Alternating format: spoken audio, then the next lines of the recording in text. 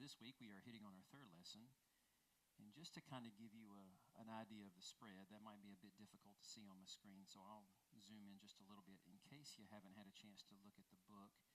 But our first 5 lessons of this entire unit all deal with the theme per our Gospel Project writers on the concept of foolishness. But then as we end our last 3 lessons, actually I guess 5, I'll get the number right in a minute, 4, all deal with the concept of wisdom. And of course we can, I think, appreciate the idea that foolishness is completely antithetical to wisdom. So I say that to say that's going to, of course, factor into what we're talking about tonight. Perhaps we might have different ideas about how we're going to actually present this lesson as goes teachers. Of course, I share with you every week what I intend on sharing with my Sunday school class, just to try to give you a few insights on maybe some things in this particular passage that you might not have picked up on the first time or two that you read through it, even if you've had a chance to teach through it in the past. But even with that in mind, doesn't necessarily mean you have to use what I'm sharing with you, of course, as you feel comfortable and as you feel led. But I try to drop here and there that I think one of the biggest responsibilities we have as teachers is helping our students better understand how to handle the Bible, how to understand these bigger concepts, and first of all, helping them recognize that these concepts even exist. And secondly, to be able to understand how to integrate that into the daily flow of how they're partaking of Scripture with respect to just devotional thought and spiritual growth. I'm sure some of you might even be thinking so loftily as getting into these big, meaty doctrines along the lines of maybe systematic theology and talking about the doctrine of God or His attributes. And all these, of course, would be worthy things to study.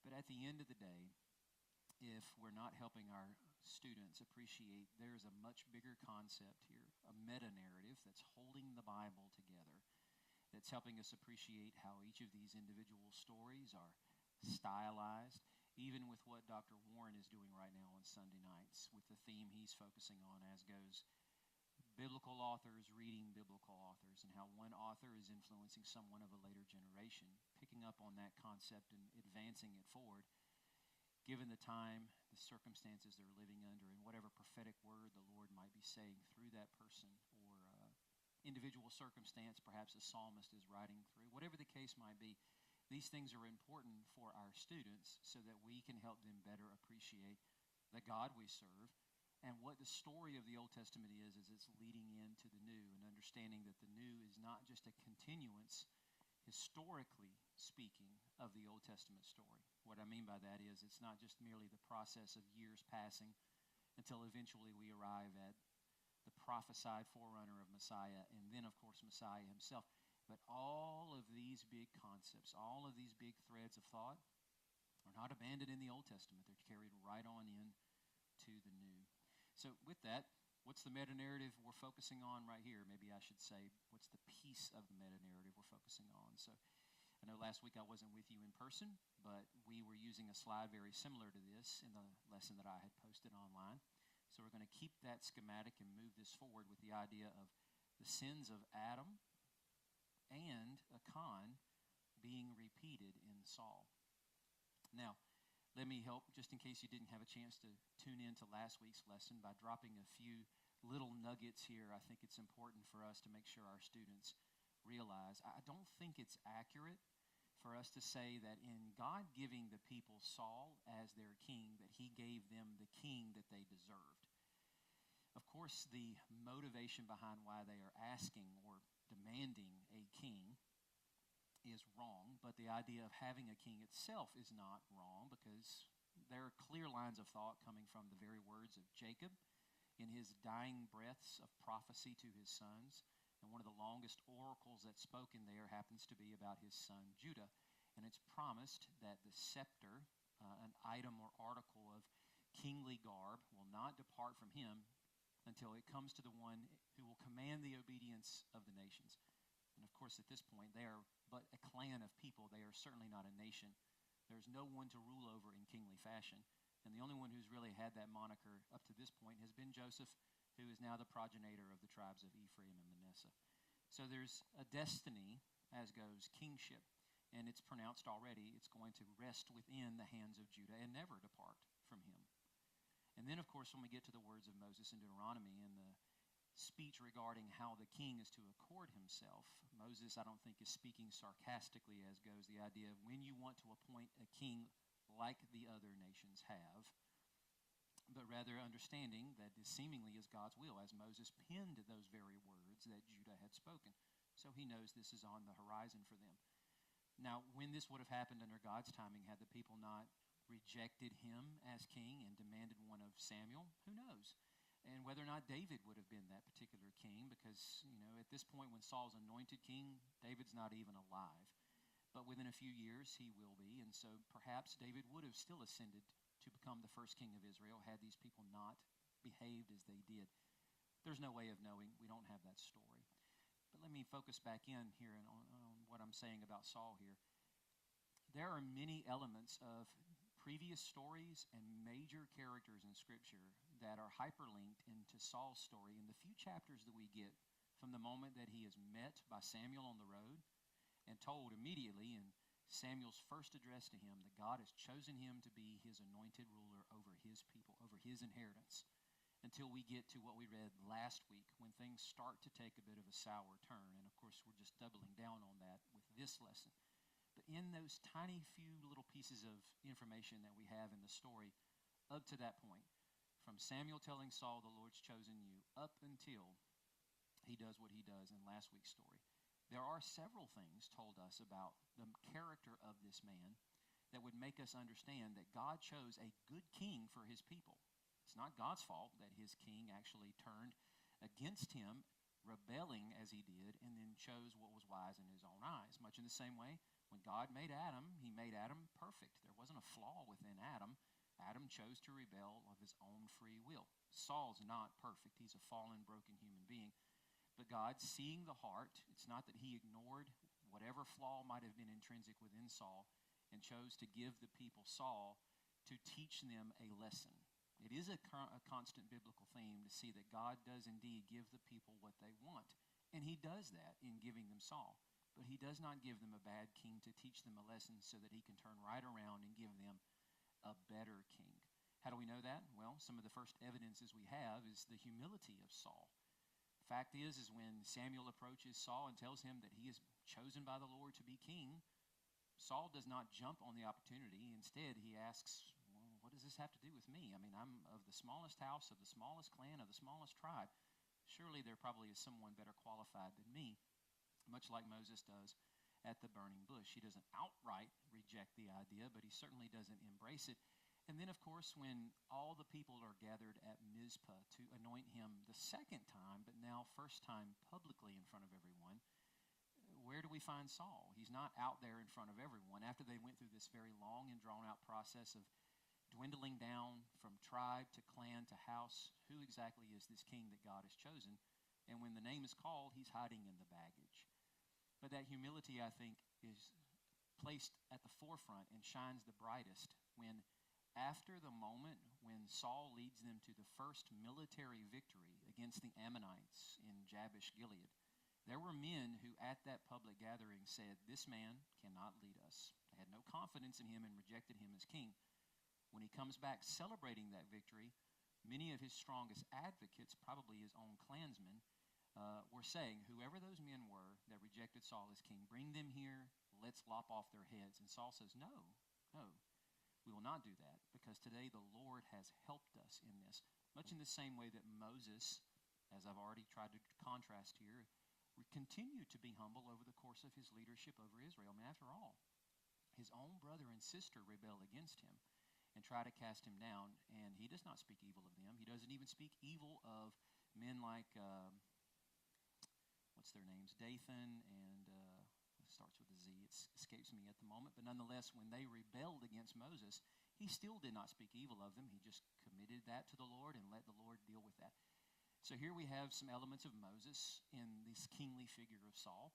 Think about the perhaps not so much lack of confidence, but the need for assurance that indeed the Lord had chosen him, just as God had given Moses 3 signs: turning a stick into a snake, pouring out water and it turns to blood, putting his hand into his cloak and it turns leprous and then turns normal again.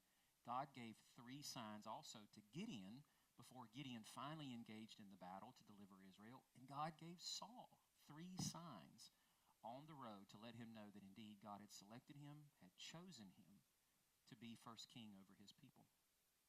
And then we see some elements that furthers that concept in contrasting him, or maybe comparing him to Gideon, because he has a very paltry, small force to have to go against the Philistines with in last week's story. Now, granted, that's, again, where things kind of start to turn away. But nonetheless, the Lord leads to resounding victory in that particular moment. And then we also see some elements of Jephthah. You remember the story of Jephthah, and it was also the Ammonites that came against the men of Gilead, threatening to cut off thumbs and toes and all these other things. But then Jephthah winds up stepping up, and he agrees to be their leader after he was rejected. Rejected not only as a judge, because there was no concept of judgeship for him at this moment. He was rejected as being an Israelite because he was the son of an illegitimate mother.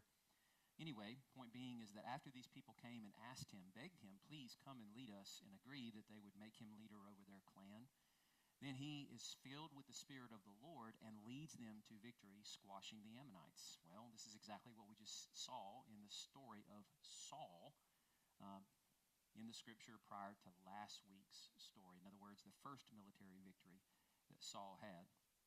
Not to mention, as I mentioned last week, the leader of the Ammonites that was battling against the men of Jabesh Gilead, or threatening them as he was named Nahash. And there is an etymological or word link between the word Nahash and the word Nahoshet, which is translated as serpent in Genesis 3. It's the same 3-letter root word in Hebrew that can often be translated meaning the same thing: serpent, bronze, shining thing. In other words, the leader of the Ammonite army against the men of Jabesh Gilead essentially was serpent. And that's exactly who Saul is fighting against, and he crushes the serpent in that moment. So if God gave him victory in that moment, again, all of this was not leading up to exalting Saul so that then he turns wicked and then causes all this terrible suffering for the nation. It was to exalt Saul so that what Samuel said in last week's lesson would have happened had Saul been obedient the first time around. Remember, Samuel told him in his words of condemnation to Saul, it was at this moment the Lord would have established your house and your dynasty after you. So had Saul been faithful in that moment, who knows when a Judite king would have eventually ascended to the throne, but the house of Saul and the tribe of Benjamin would have been solidified as the ruling monarchy for at least that generation. So I just give you that to say, let's make sure we've got our minds properly calibrated when we focus on this tonight, because last week was the first wink that Saul perhaps is not going to be as faithful as he initially hints toward being, and there's a flaw here that needs to be addressed. But God in his mercy is allowing for a chance here at redemption. So we're going to be working from the right side of the screen. Here, Saul at Amalek. So there is a city called Amalek somewhere in the southern Negev desert, south of Judah, between Judah and the eastern borders of Egypt. Now, the Amalekites, of course, are mostly a roving band of people that love to loot, pillage, maraud throughout the desert. That's what they did with the Israelites nearly 4 centuries earlier. Nonetheless, there is a place where they all kind of hoard up together, I guess, and where they practice their cultic customs, and no doubt their king rules over them. So now we have the edict that the Lord passes through Samuel, whose job is to make sure that the king stays on point with what the words of the Lord are. That's now the defined role of prophet/seer within Israel. And I think that's a good thing probably to point out to our students, because there's probably a lot of mystery that surrounds the idea of, well, what are prophets? And why does God use them? How does God use them? Everything they do is not all about telling of futuristic oracles. Much of it has to do with just simply speaking God's word to who needs to hear it in that particular moment, whether it's something to do with the future or not. Mostly just bearing out God's authority, and probably more cases than not, it has to do with the wrongdoing that either one person or a larger group, mostly Israel, is committing here. So nonetheless, the role of the prophet here is to be God's mouthpiece to the king, because the Lord could, of course, choose to speak to the king, and does with David, and he will with others as well. but in most cases, he's going to speak through his prophet. And if that is not enough, God even has the Urim and the Thummim with the high priest to also weigh in and pass verdict that way to discern what the will of the Lord is. All right. So through Samuel, he comes to him and he tells him to attack the Amalekites. Now, if you're asking, well, what did the Amalekites have to do with any of this right here? They didn't provoke this battle. I think it's a good idea for us to point out what we might have forgotten, the word that the Lord spoke to Joshua to make sure this was inscribed in the book of the law, that when the Amalekites picked that fight with Israel coming out of Egypt, the Lord said he would be at war with Amalek from generation to generation. Now, what does that mean? Because from that moment until now, we have only seen the Amalekites pop up once, maybe twice. They were part of a larger group of people the Lord was using in the period of the Judges to bring God's judgment against wicked, apostatizing, adulterating Israel. But aside from that, the Amalekites have not really been encroaching on Israel's borders. That's not really what they do. They fall upon people who are out in the wilderness, like the Israelites fleeing from Egypt were, exposed and unable to protect themselves with no real place of refuge to seek out in the open. They don't really go busting in to other sovereign kingdoms to attempt to try to overcome those kings or their armies. They have a tendency perhaps to partner up with people like they did the Midianites, but that's about it. So why is God doing this? And better yet, why does he seek to be at war with Amalek over every single generation? And clearly, from the time of Joshua until now, several generations have passed, and with every generation, we did not see an armed conflict with Amalek. I think it's important for us to appreciate symbology here. Number one, when it comes to the line of thought, the meta-narrative that started it for us in Genesis 3, the curse upon the serpent, that there will constantly be war between the seed of the woman, seed of the serpent. In the position that we see Amalek in that moment when they're fighting Israel in the wilderness, they clearly are the seed of the serpent. And Moses and the people of Israel are in the position of being the seed of the woman. And so this is a proclamation that as Israel is birthed anew out of the womb of travail in Egypt, the first people to pick a fight with him, the first moment when the serpent tries to rise up and smite the heel of the corporate Adam, i.e. Israel in the wilderness, happens to be through the people Amalek. So God is assuring destruction of the seed of the serpent, i.e. Amalekites, over however long it takes until they are utterly gone. And it clearly isn't going to be in this story, or even in the days of David. It won't happen until we get way down the road when Israel's in exile in the story of Esther and Haman, who is a descendant of Agag, the king of this particular story, nonetheless. So they told him, completely destroy everything they have, and do not spare them. Kill men, women, infants, oxen, sheep, camels, and donkeys. Again, people of the serpent, so that's why it's important for us to see that, because perhaps that can maybe soothe some of our offended sensibilities here. Why are women and children put to death? Again, I would adjure you to maybe point out to our students, even though we're still several months away from ever talking about the book of Esther, that is a good thing to pull out now and maybe bring up to them, because, again, Haman is a descendant of Agag, the king who was spared here by Saul, but then put to death by Samuel. So he was allowed to escape, and because of that, it festers for centuries until eventually, under a whole new empire, Persia, this man Haman is allowed to essentially become almost like Joseph to Pharaoh, second in command in the land with all kinds of power to wield. And once he realizes the one guy who doesn't want to bow the knee, Mordecai, is a Jew, no doubt in the back of his mind, in his wicked, twisted heart, he's thinking, I've got something for you. I've got something for you and your people. So if women had been allowed to survive this, perhaps they could have married Israelite men, maybe, but that probably would have been a forced contrivance rather than a willful conversion like it was with Rahab, who then willingly comes into the fold and chooses to marry an Israelite man and has an Israelite child. That being said, if these women were forced into marriages and then had children, maybe they would have been poisoning the minds of their children that Israelites are not truly their people. And of course, with that, there's a continuance of the legacy of these people in the seed that is born from them, knowing that they are a partial mixture or race. And then with that, like Haman, eventually would have sought the opportunity to try to take vengeance. Just a stab in the dark. It's not necessarily the reason why. I'm much more comfortable with the idea they're all under the ban because they're the seed of the serpent. Now, let me also discuss what I mean by under the ban. That's why I'm going back to the story of Achan here with Joshua in Joshua chapter 6, because this was the first pronouncement of what's called Corban, the ban. Whatever is placed under the ban all belongs to the Lord. Now, in that doesn't mean it has to be destroyed. But if the Lord declares it's to be destroyed, then it all has to be destroyed, all consumed. Nothing gets left out of that. Or it all belongs to the Lord. It cannot be touched. In fact, this concept still is still in existence in the New Testament. When Jesus is chastising the Pharisees, saying that they are breaking the commandment to honor their father and mother, because whatever they would have set aside to deal with helping their aging parents, they now pronounce as Corban, or a gift. The idea is that it's placed under special protection, it's given over to the Lord, and it will not be used for anything else unless they draw it out. That's a different concept because of the practices of the sages in the Second Temple period. I'm just pointing that out as a continuance of this practice, though, as far as something being dedicated to the Lord.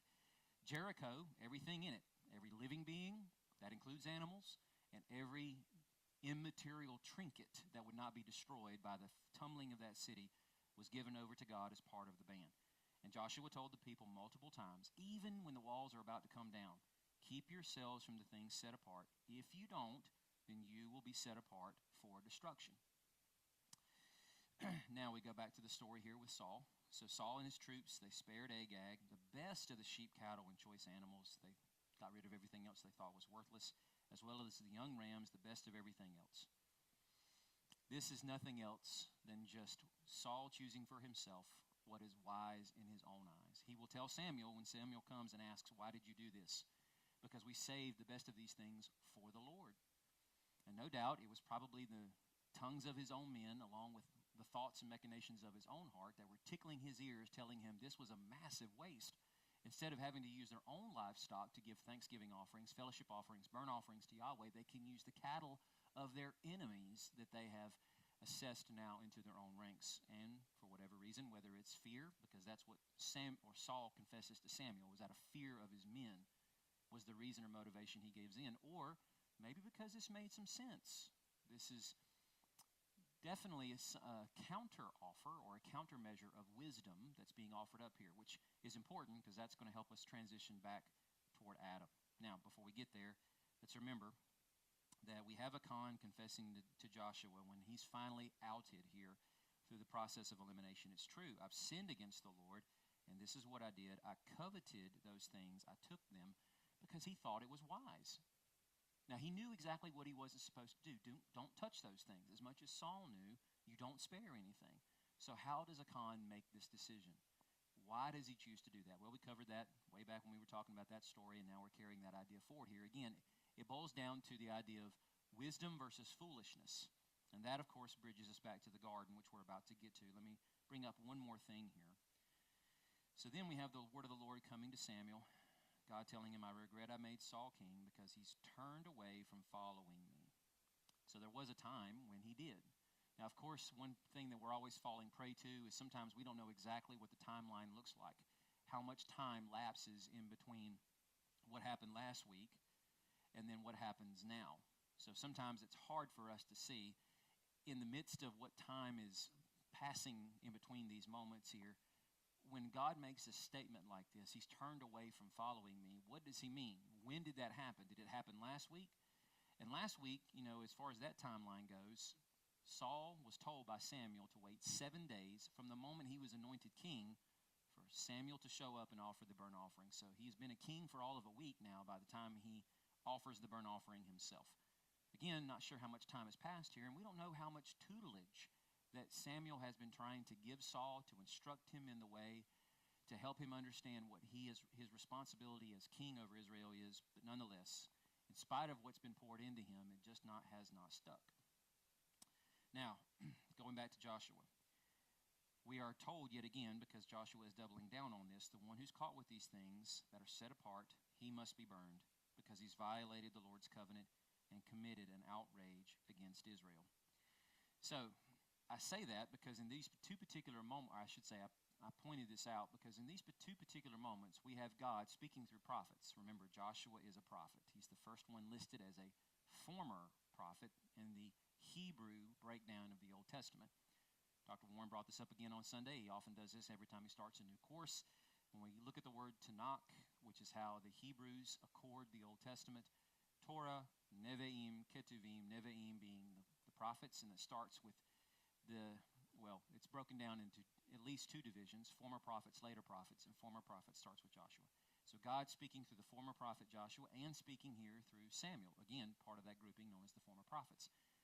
To these men, these people who need to hear this, that this is the Lord's judgment if you wind up breaking what's happened, what you're not supposed to do, or God's choice here with respect to Saul, that he has regretted making him king.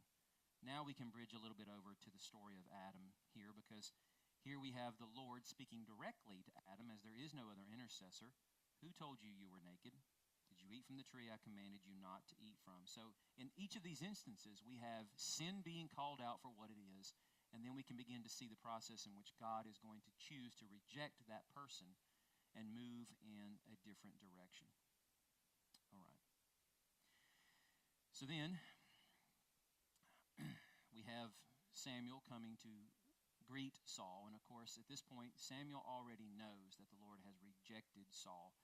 Samuel was not at the war party councils, apparently, and he was certainly not there when Saul is bringing in the haul from everything that happened. So when Samuel comes to Saul, he's already got consternation on his mind, no doubt. And Samuel is greeted by Saul. May the Lord bless you. I've carried out the Lord's instructions. This is hubris like no other.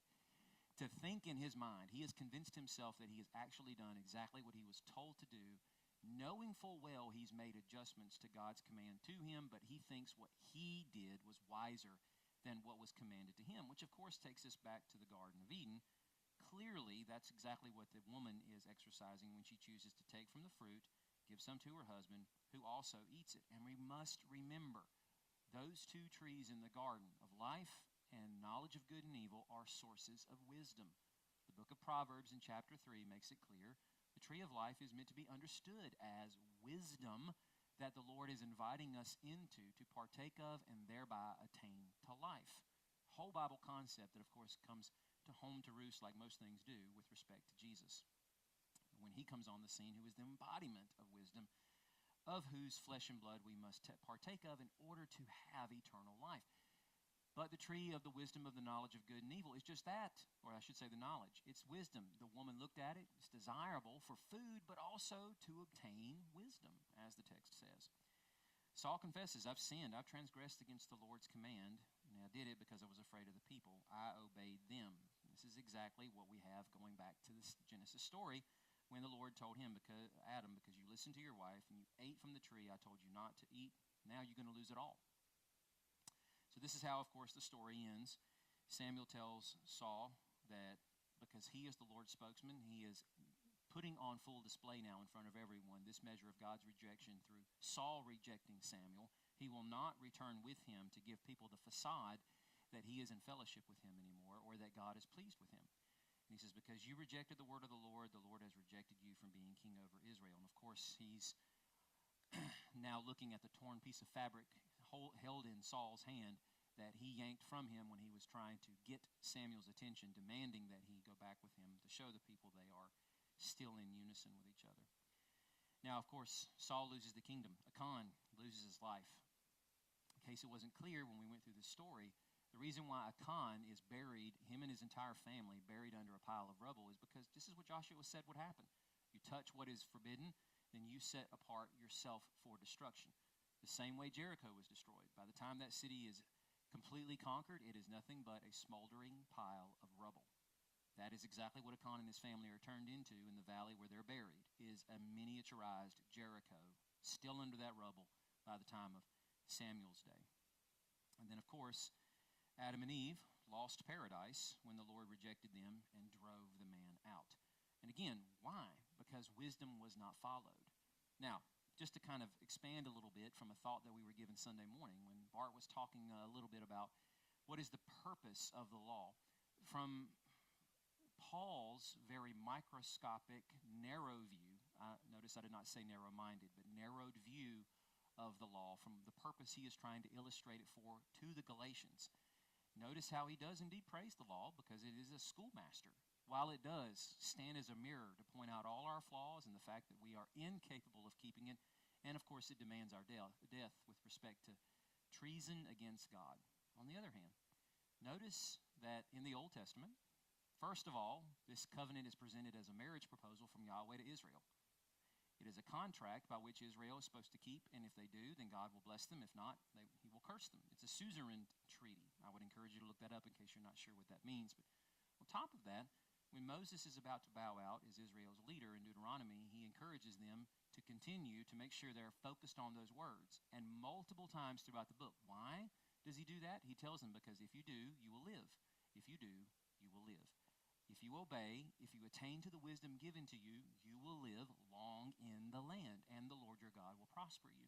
So again, it's the whole Bible concept. Wisdom leads to life. Rejecting it is the path that leads certainly to destruction. And Saul's story here is just one more in which indeed God is passing judgment on a person who, as his representative before the people, or at least a sliver of that. The high priest and the prophet are also taking up that role in some part as well, kind of breaking the responsibilities of Adam up into multiple different people. But the king now, as the first one to bear that moniker and crown, is supposed to be representing Yahweh, at least his justice and sovereignty over the people.